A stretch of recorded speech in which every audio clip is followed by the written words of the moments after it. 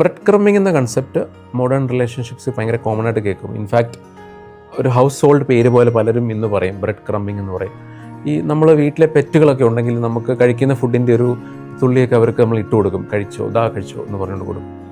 അപ്പോൾ ഇതുപോലെ റിലേഷൻഷിപ്പുകളിൽ ഒരു ഫുൾ കമ്മിറ്റ്മെൻറ്റ് കൊടുക്കാതെ, ഇപ്പം റിലേഷൻഷിപ്പിലാണെന്ന് ചോദിച്ചാലാണ്, എന്നാൽ നമുക്ക് ആവശ്യമുള്ള സമയത്ത് ആ പാർട്ട്ണറിൻ്റെ ഇമോഷണൽ സപ്പോർട്ടോ അവരുടെ സ്നേഹമോ കിട്ടാതിരിക്കുന്നൊരവസ്ഥയാണ്. അന്നേരം അതിൻ്റെ അർത്ഥം നമ്മൾ ബ്രെഡ് ക്രംബ് ചെയ്യപ്പെടുക എന്നുള്ളതാണ്.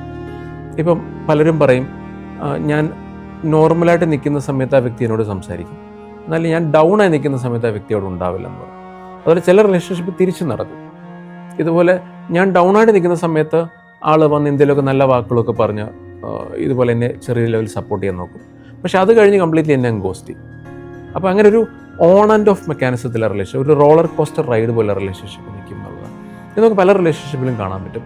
എസ്പെഷ്യലി ഈ പേഴ്സണാലിറ്റി ഡിസോർഡർ, ഈ നാർസിസിസ്റ്റിക് പേഴ്സണാലിറ്റി ഒക്കെ ഉള്ള വ്യക്തികൾ റിലേഷൻഷിപ്പിലൊക്കെ കയറി കഴിഞ്ഞാൽ അവർ പാർട്ട്നേഴ്സിനെ ബ്രെഡ് ക്രംബ് ചെയ്യും. അവർ കൺസിസ്റ്റൻ്റായിട്ടൊരു ഇമോഷണൽ കണക്റ്റ്, ഒരു കമ്മിറ്റ്മെൻറ്റ് കൊടുക്കില്ല.